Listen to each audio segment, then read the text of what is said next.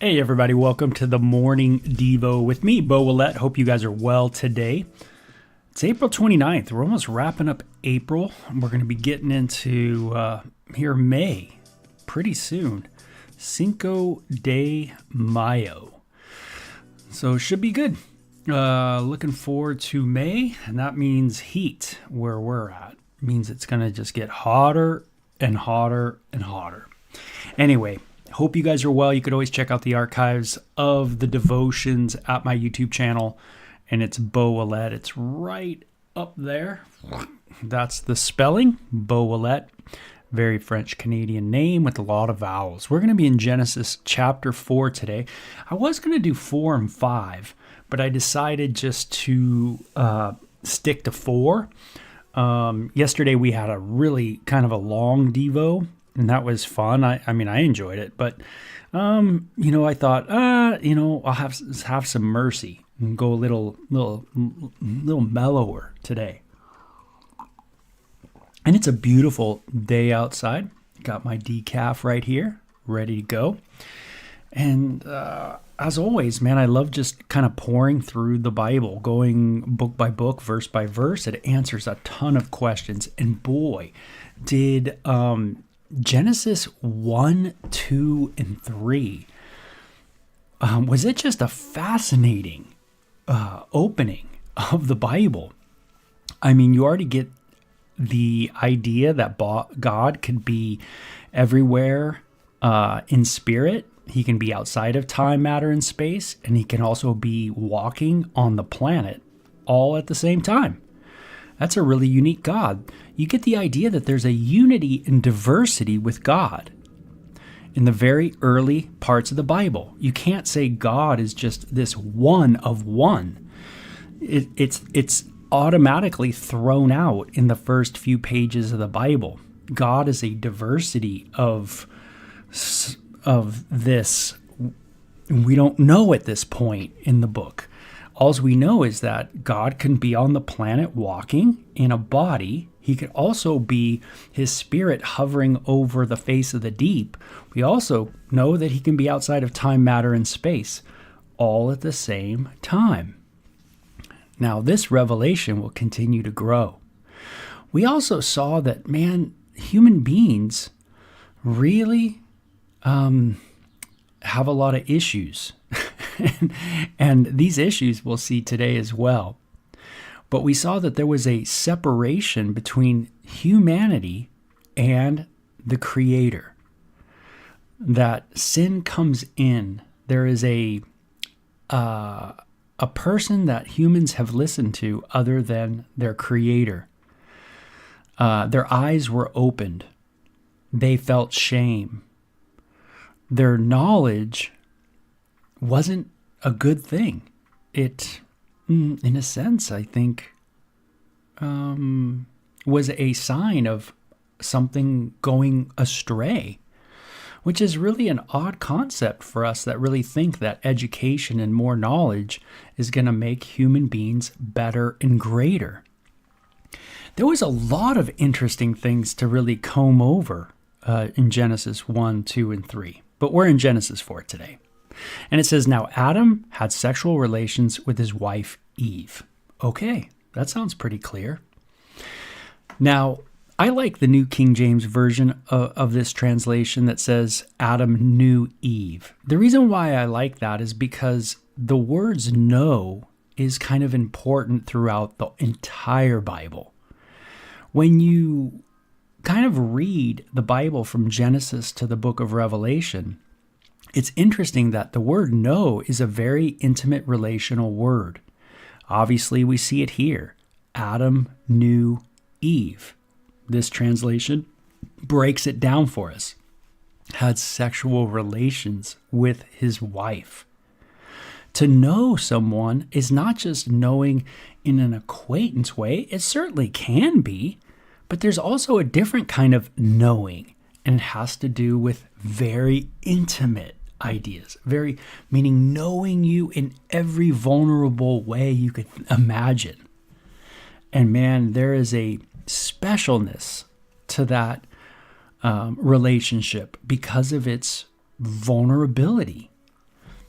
And that's and we all know that, hey, this kind of intimacy that's being spoken of here between Adam and Eve is a very special kind of relationship. It's a very vulnerable one. If you treat relationships, intimacy in a trivial way, man, you are barking up the wrong tree. You are going in a direction that is only going to cause pain. Yeah, you might get your desires fulfilled, the lust that's in you, the craving that's in you. But man, when you use that vulnerability in a dangerous way, not in a safe way, it causes damage to you and to the other person. So Adam has relationships with Eve, and she becomes pregnant. Now, this is in fulfillment of that first command that God gave Adam and Eve: be fruitful and multiply. What do I think of being fruitful and multiply? What are my thoughts about that? A lot of people have thoughts on that. You might think, oh, that's not really that important of a question. Well, it's a big, important question to many people. There's people that want to control population. Being fruitful and multiply is not really something they're into. That's not their slogan, so to speak.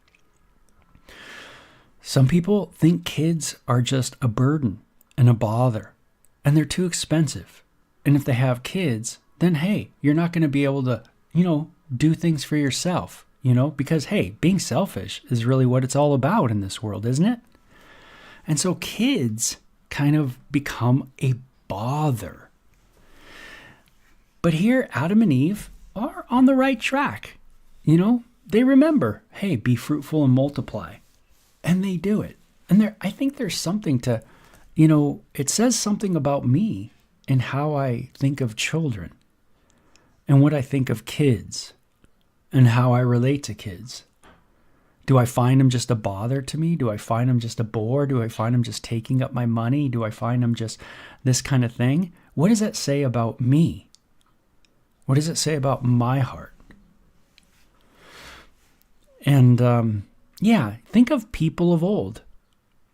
Think of those Aborigines. Think of those natives. How did they think of kids? Did they not like them? Or were they stoked when they had a child? How is that different from us that want to regulate children? And there's whole countries that simply regulate children. How many children can you have? And maybe even potentially what kind of children you can have.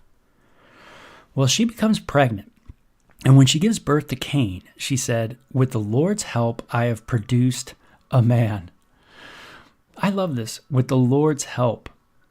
How many people have kids and think, hey, with the Lord's help, this is kind of a miracle in itself, having a child. I think many people today have children and they don't think of God at all, of course. I grew up without the idea of God. I didn't think much of God at all, if at all. But here you see that Eve does have this consciousness of God and goes, hey, God has helped me to produce, to have this child. And later she gives birth. It says, and when she gave birth to Cain. And it's interesting, you might want to do a Bible study on what Cain means, what his name means. That might tip you off to something as well. It says, later she gave birth to his brother and named him Abel. Okay, so she has 2 male children, and she's already been given a promise that there's going to be a child, right? That's going to come from a woman that's going to crush the serpent, crush Satan. That was really early on in the Bible, just the last chapter, chapter 3. And so I got to imagine that she was kind of anticipating that maybe this is going to be Cain. And then maybe as Cain, was starting to grow up, she realized it's not going to be Cain. And maybe by the time, the brother comes, Abel, she's kind of a little downcast. When is this going to happen? When are we going to get back into fellowship with God? You know, that whole Garden of Eden thing that was lost, the lost garden, so to speak. When are we going to be able to get back there? When is this adversary, this Satan, this deceiver going to be conquered? When can we get back into a right relationship with God? And it says, and they grew up, and Abel became a shepherd, while Cain cultivated the ground. And when it became time for the harvest, Cain presented some of his crops as a gift to the Lord. And Abel also brought a gift, the best portions of his firstborn lambs from his flock. And the Lord accepted Abel and his gift, but he did not accept Cain and his gift. This made Cain very angry, and he looked dejected. They both bring an offering to God, and one of them is rejected and the other one is received. We get a commentary of this section of the Bible in the New Testament book of Hebrews. If you've ever read the New Testament book of Hebrews, you know it's like a commentary of a lot of the first 5 books of the Bible. And in that book, it talks about how one of these offerings was done in faith, and the other one, not so much. Why do I do what I do? What is my offering like? Is it really unto God in faith? Or am I expecting something from God? God, now I did my end of the bargain, now you're going to do your end of the bargain, and now I did this, and you got to do this, and da-da-da. Am I somehow in this interesting, do I have a relationship with God that's not really faith-based? Meaning I'm not really trusting God with whatever God is going to do. And I'm okay with it because I trust God. But instead I have this relationship with God that's based on if I do this, God is obligated to do that. And so if God doesn't meet my demands or what I think he should be doing, then I get kind of upset. I get kind of bummed out. Is my offerings to God really just offerings to God? Is it really just, hey, I'm presenting you the best of what I got? Notice that Abel brings the best portion of the firstborn lambs from his flock, the best portion. Now it says Cain presented some of his crops as a gift to the Lord, but Abel brought a gift, and it was the best portions of the firstborn lambs of his flock. Something that was life and had blood in it. Some blood that was moving through a living being. Something that obviously was very important to mankind, as Adam was even told to name all these animals, to see if there was even a helper amongst the animal kingdom. They were pretty important, those animals. Cain brings, some crops, some of his crops, maybe some carrots, cabbage, squash, whatever that was. And maybe it was a big portion, who knows? But like I say, that book of Hebrews tells us it wasn't so much what the offering was, even though I think there is some validity to what they brought, but it's really the heart behind it. Am I really making things out of faith? Am I really just trusting the Lord? Or again, am I manipulative? How many of our relationships with God maybe are more manipulation than we would like to think? That really, I don't want, God to be God so much in my life, but I want God to be kind of a person who's made in my image, in my likeness, meaning I want him to do what I want him to do. I want him to think what I think, right? I want him to like what I like. Hey, I like Cocoa Puffs. I bet you God likes Cocoa Puffs. Hey, I bet you God likes. I want God to hate what I hate. I don't like you over there. God doesn't like you either. Maybe I'm just projecting my own stuff onto the deity instead of understanding that the deity is sovereign. He is sovereign, meaning he is separate from me. He is not bound by me at all. He is fully independent of Beau. Well, Cain had some bad things going on in his mind about his relationship with God. He thought he deserved more. And so he was dejected, right? Do I feel that way? I deserve more. I deserve so much more, than what I have right now. Oh, so much more. God, he's obligated to do this for my kids and this for my wife and this for me and da-da-da-da-da and all that. And if God doesn't do it, I'm dejected. It's something we're going to have to look at in our lives. Do I feel dejected, and why? Now God says, why are you so angry? The Lord asked Cain. Why do you look so dejected? You will be accepted if you do what is right. But if you refuse to do what is right, something is in the heart of Cain. What is it? Stubbornness. Stiff-neckedness, man, does not want to go a different route. Does not want to do what is right. What is probably right? Walking humbly. He has shown thee, O man, what is good and what the Lord requires of thee, but to do justly, to love mercy, and to walk humbly with your God. Maybe at this point, Cain should have just been like, hey, you know what, God? You're right, man. I'm totally wrong.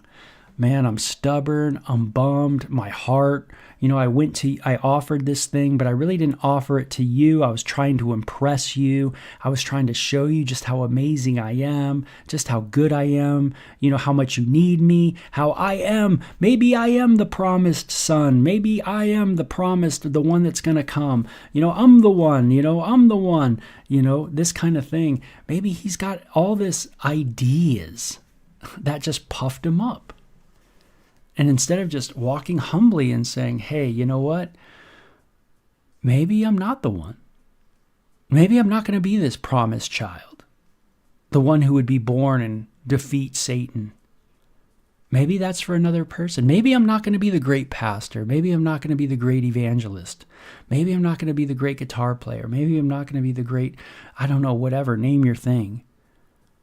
Maybe that's not what makes me valuable.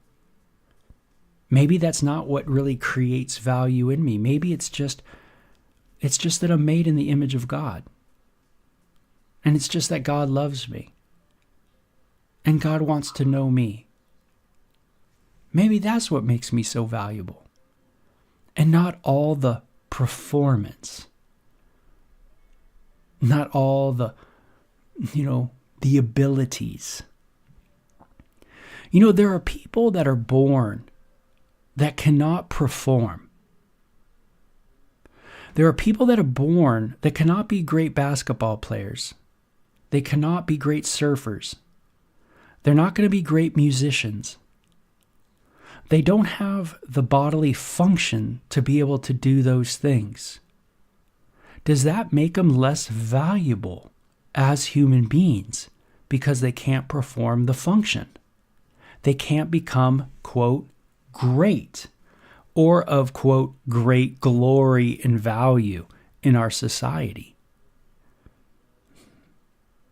Big question, right? What do we glorify in our world? What do we find of great value? Isn't it people that perform? We go to performances.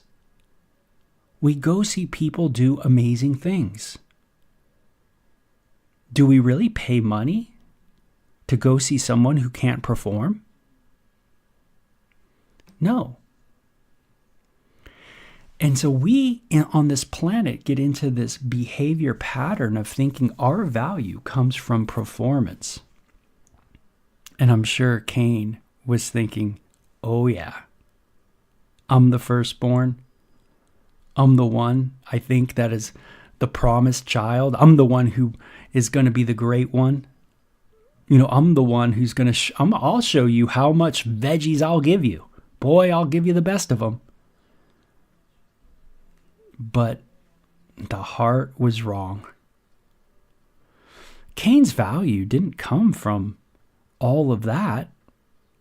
It came simply that he was an offspring of Adam and Eve, made in the image of God. That was it.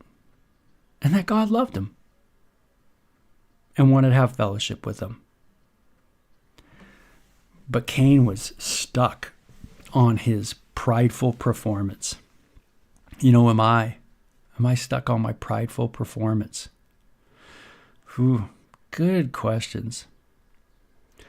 Now, I love what God says, but if you refuse to do what is right, then watch out. Sin is crouching at the door, eager to control you. Sin is right there. This word sin is used now.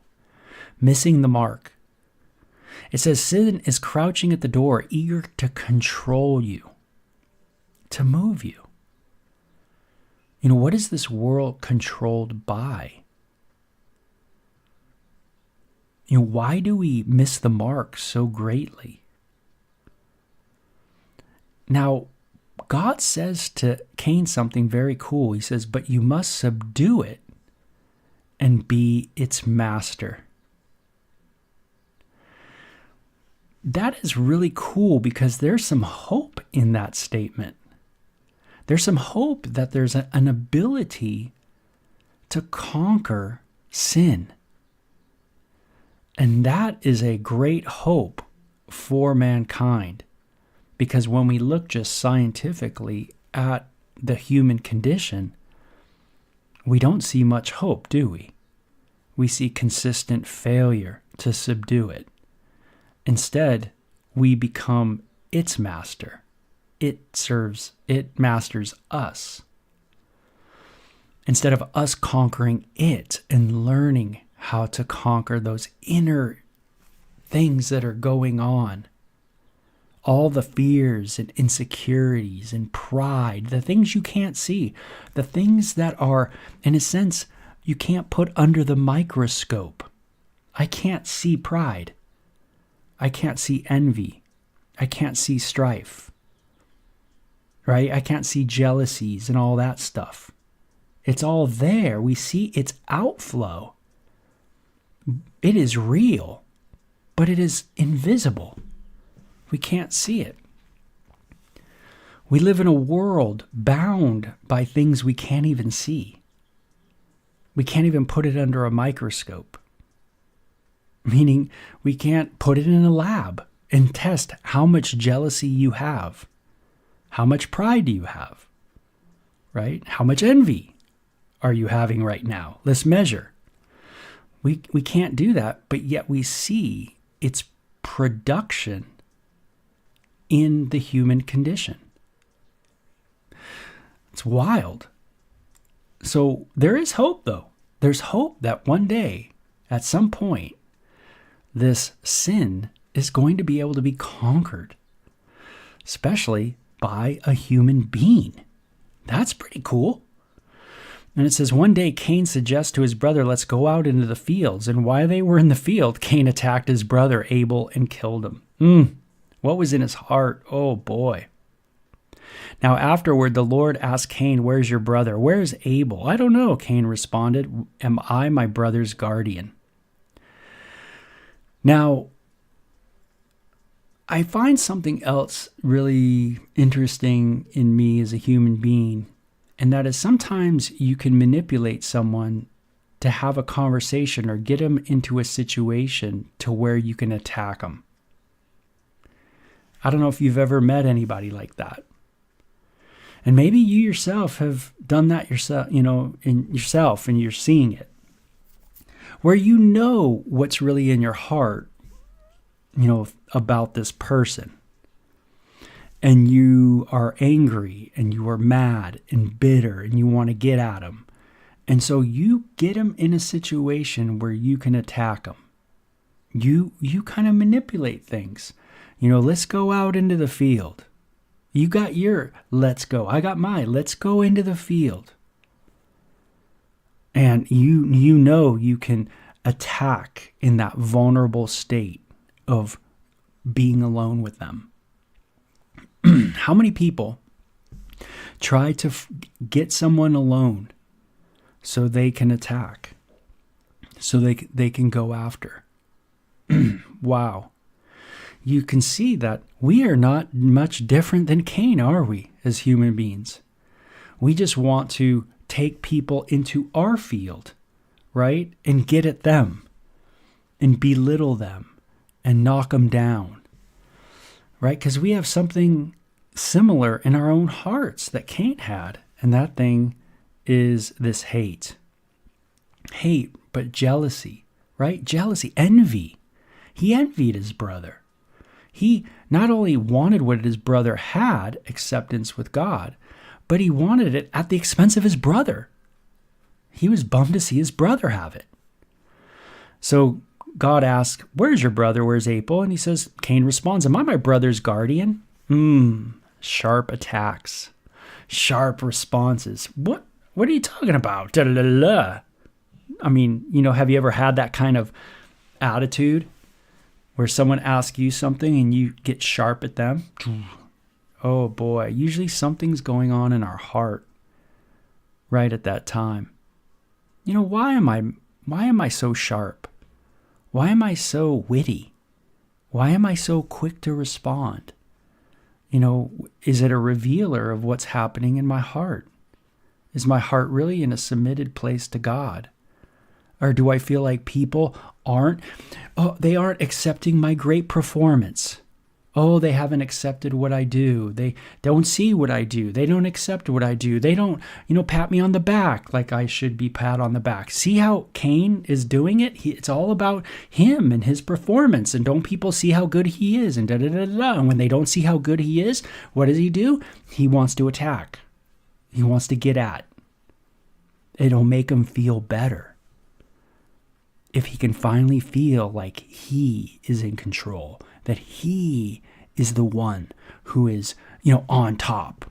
Finally, no one gave me a trophy, so I'm going to get my own trophy. It's that person who never won first place or never got a ribbon, in the little contest as a kid, that never won anything. And man, even though they think they're the best and they think they got it together and they think they're the ones and no one's like them and they're, man, Cain had all those things going and we do too. But the Lord said, whatever you've done, listen, your brother's blood cries out from the ground. Cries out from the ground. Hey, do people's blood cry out from the ground today? Wow, what a thought. All the injustice. Now you are cursed and banished from the ground, which has swallowed your brother's blood. No longer will the ground yield good crops for you. Hey, your brother died in the ground's not going to help you at all. It says, no matter how hard you work, bro, all your performance, it's all going to be gone. All that stuff you thought it was so awesome, you performed so well, you had so many great crops. Look at your rewards for your crops. Now it's not even going to produce for you. All your performance is going to amount to nothing. All your labor. You're not going to win the reward no more. What happens when you can't perform anymore? What happens when you can't? Where's your value now? God's stripping Cain of everything that he needs to be stripped of. He needs to be stripped of these things. And God does it. God knows what we need even before we need it. He knows the idols in our life. He knows the things that we have raised to a value that man should not be raised to that value, and he knows how to take it away. Wow. keeping things in their proper perspective, in their right perspective with God as the center. Really, not just saying that, but really doing it in the right way. Man, Cain didn't have it at all in the right spots. So Cain replied, it says he would be a wanderer on the earth. And Cain replied, my punishment is too great for me to bear. You have banished me from the land and from your presence, and have made me a homeless wanderer. Anyone who finds me will kill me. And the Lord replied, no, I will give a sevenfold punishment to anyone who kills you. Then the Lord put a mark on Cain to warn anyone who might try to kill him. So Cain left God's presence and settled in the land of Nod, east of Eden. So we get kind of a grandioso story of Cain and Abel. Now we know that there's other children that are being born, but we don't get a real detail into all that in this section. This section, we just are told about Cain and Abel. Now we see it says Cain had sexual relationships with his wife, and she became pregnant. And you go, where did he get his wife? Again, this isn't a detailed account of all the children from Adam and Eve. It's just a detail of Cain and Abel at this point. And so you can't just assume that that is all the kids that Adam and Eve had had. So Cain had sexual relationships with his wife, and of course, he was related to his wife. Now that shouldn't freak you out, because we are all related one to another. Sometimes more close, and sometimes very distant. There's one thing about pulling out your ancestry, and that is when you do, you are kind of going to be blown away how many of your friends that you grew up with had similar family names. And you're going to get into the family names and you're going to go, oh my gosh, that's the family name of my great-great-grandmother, or that my great-great-great-grandpa, and stuff like that. You will find that there is a interwoven in there some shared family backgrounds, especially if you guys understand that you're from like a same ethnicity. You might go, oh, I'm French Canadian, or I'm English, or I'm German, or whatever it is. And you might share some similar backgrounds. This shouldn't be a shocker to anybody. Sometimes when people freak out about this and like Cain had sexual relationships with his sister, that's so crazy, that's so weird. Is it? Is it really weird? I mean, let's face it, friends. In our world, most people's first experience with any type of intimate behavior is usually from a relative of some sort. And I know that's tough words, and you might go, what? But come on. We all know of the problems that happen within family units and how people overstep their boundaries. Uncles, cousins, brothers, sisters, mothers, fathers, stepmothers, stepfathers, etc., etc. Okay. And she becomes pregnant and gave birth to Enoch. Then Cain founded a city which he named Enoch after his son. And Enoch had a son named Irad. And Irad became the father of Mehujael. I don't know if I pronounced that right. And he became the father of Methusael. And Methusael became the father of Lamech. Lamech married 2 women. So this is the first time we see polygamy, or meaning having more than one person as a married partner. So he's married 2 women, and the first was named Ada, and the second was named Zillah. And Ada gave birth to Jabal, and he was the first of those who raise livestock and live in tents. His brother's name was Jubal, and the first of all who play the harp and the flute. Isn't that interesting? Instruments are mentioned. How cool is that? So early on in the Bible, you get the idea of someone who is a maker of instruments. Lamech's other wife, Zillah, gave birth to a son named Tubal-Cain, and he became an expert in forging tools of bronze and iron. Tubal-Cain had a sister named Naamah. One day Lamech said to his wives, Adah and Zillah, hear my voice. Listen to me, you wives of Lamech.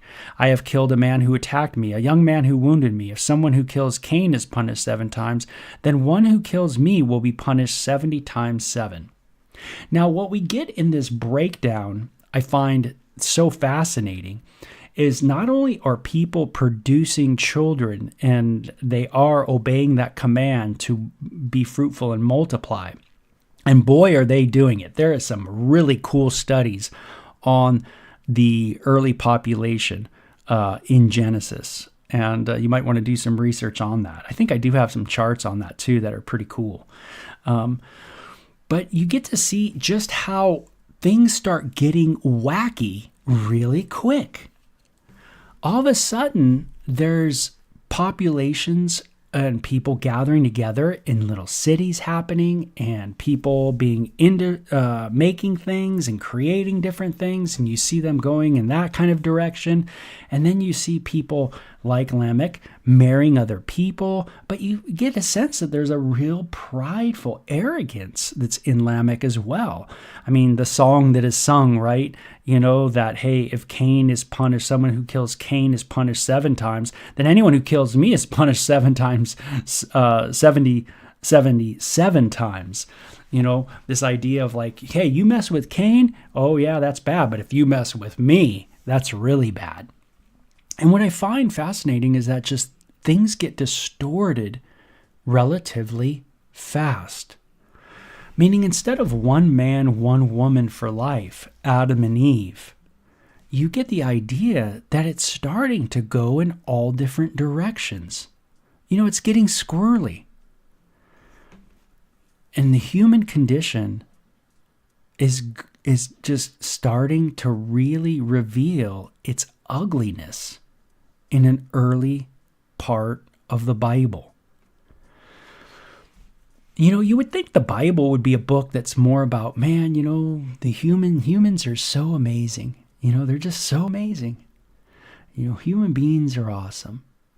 You know, we're so awesome. This is how awesome. I mean, look at the things we built. I mean, they built the harp and the guitar, and they built all this other stuff. They have livestock, and look at their businesses, and they built so much, and boy, can they build and do so much. Man, humans are amazing. I mean, the Industrial Revolution. Boy, are human beings just so amazing. Well, you not only get this idea in Genesis that humans are already in this industrious mode of making a name for themselves. And you see it coming out in Lamech, where it's not only making a name for yourself in business, in industry, but it's making a name for yourself as in, you are amazing. I'm so great that if you kill Cain, yeah, you deserve punishment. But man, I tell you what, if anybody who kills me, they will be punished 77 times because I'm the best. Boy, you can see our world already going on in Genesis chapter 4 with the offspring of Cain. You see that as the world is populating and populating and populating and more, humans are it's about building their own kingdoms. And that's what we see today. That's what I see today, is that everybody is building their own kingdom. Look at the house I have. Look at how big of a car I have. Look at what this is. Look at what that is. Look at this. What do you do? What do you do? What do you do when you meet people? It's, hey, what do you do? How much money you make? Da da da da. Everything is about status and performance, and man, it's like we're just lost. We can't just be okay as human beings. We have to be something. I'm a great journalist. I'm a great writer. I'm a great activist. I'm a great this. I'm a great that. It's onward, and we are in a Lamech spiral. We are all like Lamech. We want to build our own empires financially, and we parade it, and we think we're the best. Woo! See, the Bible is quite a real book, more real than maybe any of us would ever want to think. It says Adam had sexual relations again with his wife, and she gave birth to another son. He knew her again. And it says she named him Seth, for she said, God has granted me another son in the place of Abel, whom Cain killed. When Seth grew up, he had a son and named him Enosh. And at that time, people first began to worship the Lord by name. Now, when you do studies, you're going to find, if I remember in my study, it was like 115 years or something, meaning it took like 115 years before people started calling on the name of God. It was like, I mean, you could do your own study on that. Maybe go to enduringword.com and check out the commentary of my friend David Guzik and kind of go over that on Genesis 4, the very end of that chapter, to get a little more insight.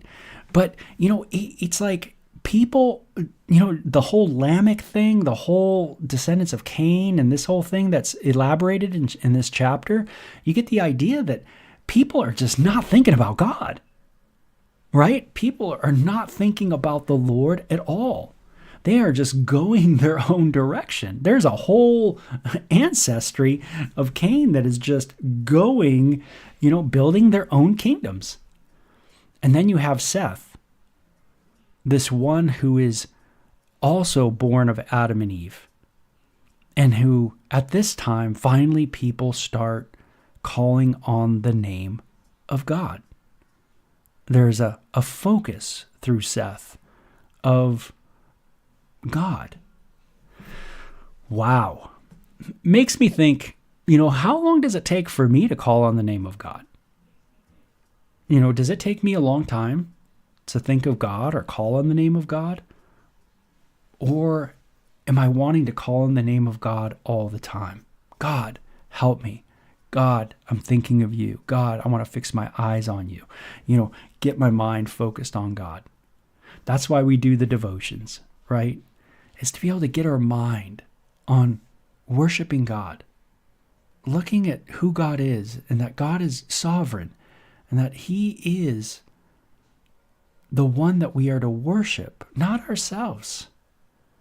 That when we look to us human beings and we think we are amazing, it only creates a self-righteousness that breeds hatred and envy and strife with other human beings.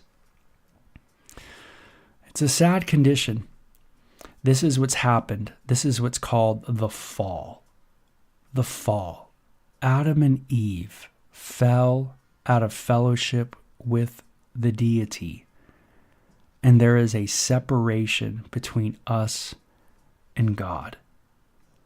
And that's what the Bible is showing, that there's something wrong. There's a separation between fellowship between a holy God and the sinful human race.